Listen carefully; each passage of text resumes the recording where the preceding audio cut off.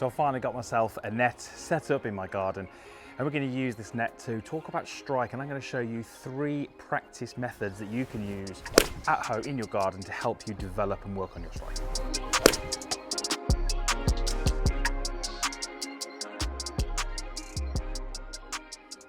So this fantastic golf course that I've got here in my back garden has just got a little bit better because I've managed to get hold of a net, set that up, means I can hit full shots now right the way up through to driver. So we're going to talk today very much about contact, about strike, and what you can do to improve and develop your strike. Many of you will have an environment at home where you can actually hit golf balls, you can't see ball flight, but if you can make golf swings, you can work on ball strike.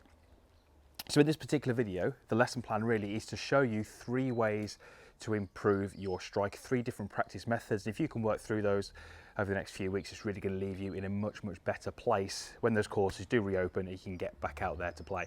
Just before we get started, if you're new to my channel, I'd love to be part of my community and be a free subscriber. I know it's a bit of a strange ask from someone in their back garden hitting into a net, but I really truly believe that the videos I produce on this channel can really help you play the best golf you've ever played and enjoy it a little bit more. So let's get started. Now, if you're going to work on strike, you're going to need a couple of different things. I have got this, it's called Strike Spray. Now, I bought this a few months ago, I actually found it in my garage, I was clearing it out. But you can use alternatives, you can use foot spray, that's really good. And you can also use dry shampoo, that tends to work really well as well. So all you're going to do is you're going to spray that on the face of the club, and it's going to leave a mark where the golf ball was struck, and it's a very clear mark, and it's just great for feedback. So how can you use this in 3 different ways? Well, let's start off with method number 1. So method number 1 is what we call centered contact. Really quite simple, this one, and kind of the one that's almost the most obvious use for this. You're going to take the spray, whichever one you're using, and just spray the club face. Now, whatever club you're using, I've got myself a 7-iron here, you're just going to hit some shots and try and find the center, which is pretty much what we'd expect you'd want to be doing out on the golf course. But the feedback you get is going to be fantastic. So this would show me, okay, that was way out the toe. There we go. So you can see that really clear, visible impact on the club face, and quite rightly, as I felt, it was a little bit out the toe. Now, the next shot I hit, I'm not really going to intentionally do anything different. I'm just going to hit a golf shot and just see if I can get that little bit middle. But I say I'm not trying to do anything specific. I'm not trying to stand closer or change balance points or anything like that. Okay, and that was a much better strike. And you can see that that one was a little bit more towards the center. So what I'm looking to do here is just kind of work through the bag and just trying to hone in on that center point. If I'm hitting sort of towards the toe of the heel, by seeing where that is on the face, you'll probably start to make what we call little micro moves. They're moves that will move that contact towards the center, but you won't be able to see them on video. They're not drastic changes, but just having that feedback each time you hit a golf shot is unbelievably good for starting to get you to focus in on that centered contact. So drill number 1 is just trying to find the center of the golf club. So exercise number 2, same thing again, you're going to spray the club face. I've still got my 7-iron here.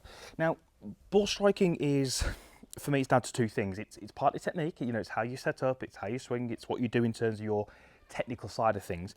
But there's also an element of just skill and talent and natural ability. And on the golf course, we really have to draw and pull on that in order to hit good shots. So if you can imagine you play 18 holes, the chances are you're going to get some shots where the lies uneven. You've got the ball below your feet, maybe one foot is higher than the other, and that change in environment can really throw golfers out, and it makes them sort of strike the ball pretty poorly. So the second drill is to change the environment and try to find the middle. So you can see here I've got just some foam squares. What I'm actually going to do is going to try and hit this 7-iron, try and find the center.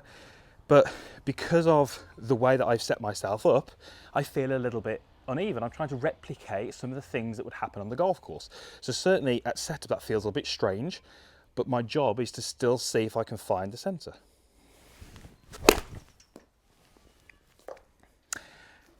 And you can see that one was pretty good there, right at the center of the golf club. Now, this starts to become really apparent when we have to sort of adjust to the situation. So notice where I've put that ball. I've actually put that ball into the sort of rough part of this mat. Now what you'll notice is that is actually slightly longer. So that ball actually sits a little bit higher. So what we would tend to see happens quite commonly on the golf course is this.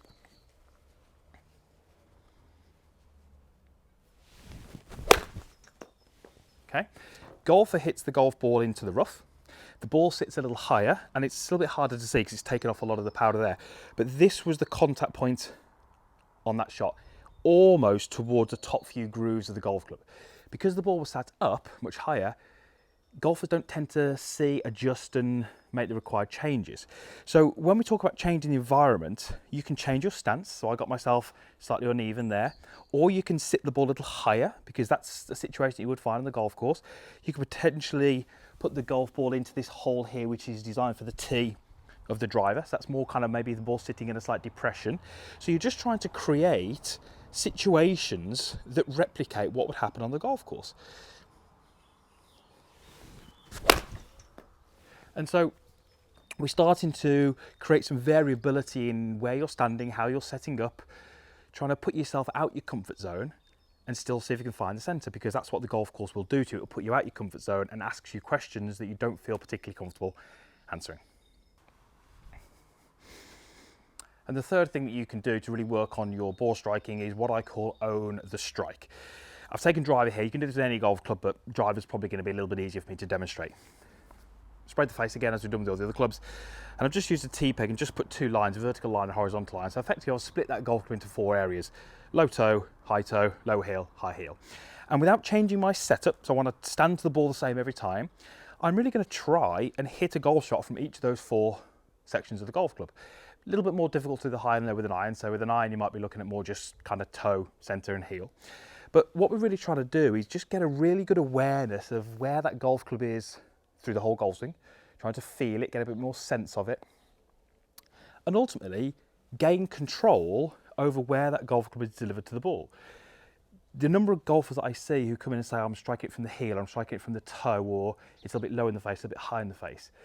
The best golfers in the world would never have that, because they just have the ability to strike it wherever they want. If they're hitting a little bit more towards the toe, they'll just try and hit more towards the middle. It's just a skill that they've developed, and we want to try and get that into your game. So this first one, I'm going to try and hit this pretty high and out the toe.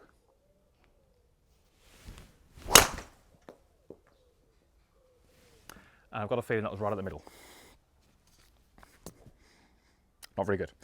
Okay, but this is the idea of the game. You know, you're trying to develop skill. It's not easy. That was right at the middle. I wasn't trying to go out the middle.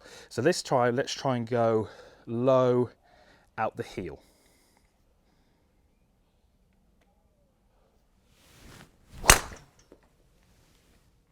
That did feel pretty low and out the heel. Okay, so it actually wasn't that low. It was very much out towards the heel. You can see there, it just wasn't as low as I would like. So great way to practice, to try and sense the golf club, own the strike, I call it. You predict where the ball will hit. That's a skill which can really help you on the golf course, because if you can control where the ball is hit, if you start to trend towards the toe or the heel, you can just bring it back, and not bring it back through changing technique, but just through a little bit of your natural ability, your natural skill. And that's often what the best golfers in the world are doing. So training strike, really, really important. If you've got anywhere you can hit a golf ball, it doesn't have to be full golf balls, it can be just practice balls. Work through the bag, try those 3 little exercises, and I guarantee you will start to develop and train your skill much, much better.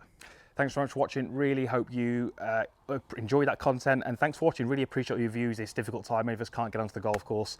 I'm certainly in that situation. So it doesn't mean we can't develop our game. We can do certain things at home, and hopefully the content in this video has helped you. And please share this with someone you think could benefit from it, who doesn't necessarily strike the ball as well as they would like. Thanks for watching. Usual stuff is down below, and hopefully we'll see you back here again soon.